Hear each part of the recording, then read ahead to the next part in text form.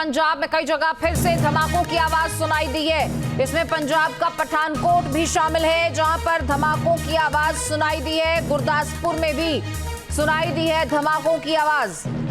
सुबह सुबह ये धमाकों की आवाज आना शुरू हुई है। गुरदासपुर और पठानकोट में कुछ ही देर पहले धमाकों की आवाज से गूंजा है आसमान। पंजाब के पठानकोट में, गुरदासपुर में धमाकों की आवाज सुनाई दी है। हालांकि हमारे एयर डिफेंस सिस्टम लगातार कारगर हैं, लेकिन पाकिस्तान की हरकतें वैसी की वैसी। ना कोई चिंता, ना कोई चिंतन, ना कोई प्लानिंग, ना कोई स्ट्रेटजी, बस हमले पर हमले लगातार पाकिस्तान की तरफ से, और वो भी नाकाम कोशिशें। बताया जा रहा है गुरदासपुर में सुबह सुबह लोगों को आवाज सुनाई दी है, कई धमाकों की आवाज सुनाई दी है। पठानकोट में भी धमाकों की आवाज आना शुरू हुई।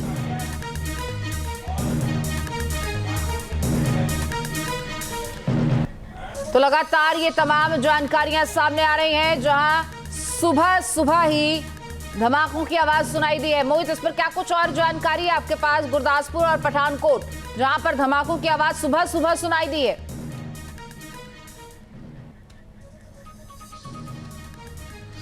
जी, पंजाब के कई इलाकों में इस तरीके की आवाज़ सुनाई दी गई है। यहाँ पर सुबह 5 बजे के करीब गुरदासपुर के जो हमारे जो खबर आई है उसके मुताबिक गुरदासपुर में इस तरीके की आवाज़ सुनाई दी गई है। और जबकि रोज़ाना 5 बजे के करीब जो है लाइट बहाल कर दी जाती है, अभी नहीं की गई है। तो सरकार जो है, जो प्रशासन जो है, वो पूरा एहतियात बरत रहा है। अभी बिल्कुल हमारे सहयोगी बालकृष्ण जुड़ चुके हैं गुरदासपुर से। मोहित, लौटूंगे आपके पास।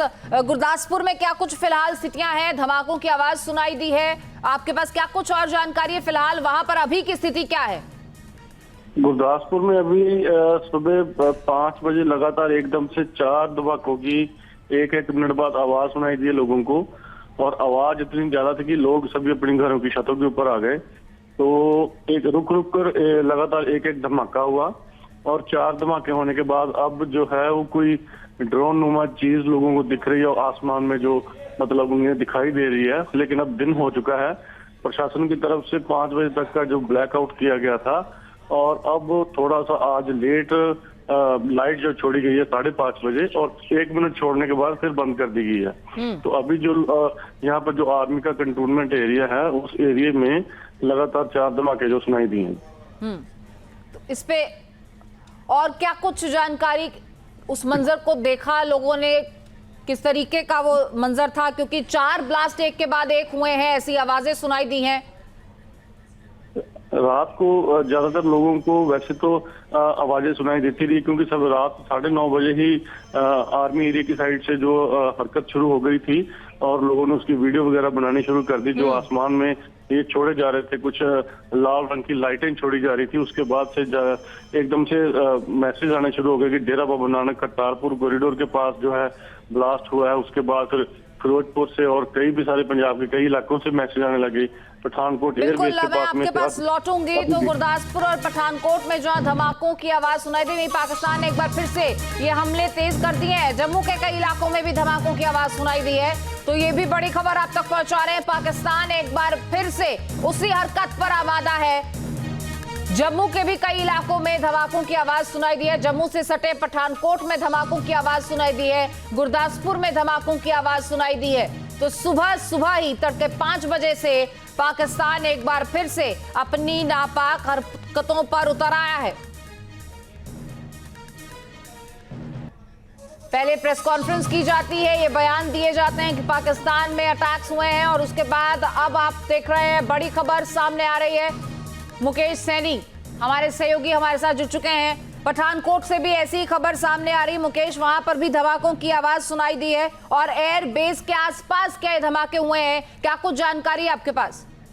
जी बिल्कुल, बता दूं कि सुबह सुबह ही जो है धमाकों की आवाज सुनाई दी है, और पूरे इलाके में जो है, ये नहीं है कि ये कल भी इसी समय जो है धमाकों की आवाज सुनाई दी थी, और आज फिर जैसे ही दिन का उजाला हुआ धमाकों की आवाज लोगों ने सुनी।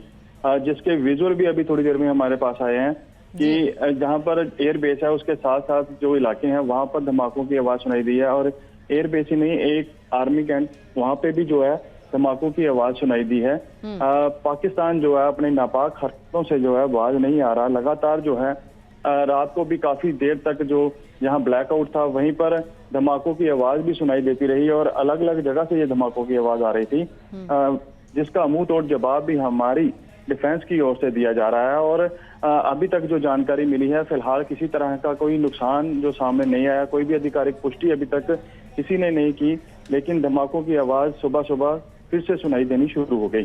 कि ये भी ड्रोन अटैक्स का ही हिस्सा है जो बीती रात भी हमने देखे और इसी बेल्ट में देखे कि किस तरीके से एक के बाद एक ड्रोन हमले किए गए, कोशिश की गई, क्या ये वही ड्रोन्स थे? जी बिल्कुल हो सकता है, क्योंकि सुबह सुबह अगर धमाकों की आवाज आई है तो हो सकता है कि कोई ड्रोन जो है वो डिटेक्ट हुआ हो जिसको लेकर ये धमाके किए गए हों, उसको मार गिराने की कोशिश की गई हो, ये हो सकता है, या फिर कोई और कारण हो। ये अभी खुलासा अभी इसका नहीं हुआ। जैसे जैसे दिन चढ़ेगा इन बातों का भी खुलासा होगा कि आखिर क्या कारण था। फिलहाल अभी तो जो है वो धमाकों की आवाज ही सुनाई दी है। जी बिल्कुल, राहुल दबास भी हमारे सहयोगी हमारे साथ जुड़ चुके हैं। राहुल, देखिए एक बड़ी जानकारी, जहां जम्मू में भी, पठानकोट में भी, गुरदासपुर में भी धमाकों की आवाज सुनाई दे रही है और ये वही बेल्ट है, पूरा जम्मू, पठानकोट और गुरदासपुर एक ही तरफ। तो ये क्या वही ड्रोन्स का इस्तेमाल एक बार फिर से पाकिस्तान ने शुरू कर दिया है जो बीते 48 घंटों से लगातार हम देख रहे हैं?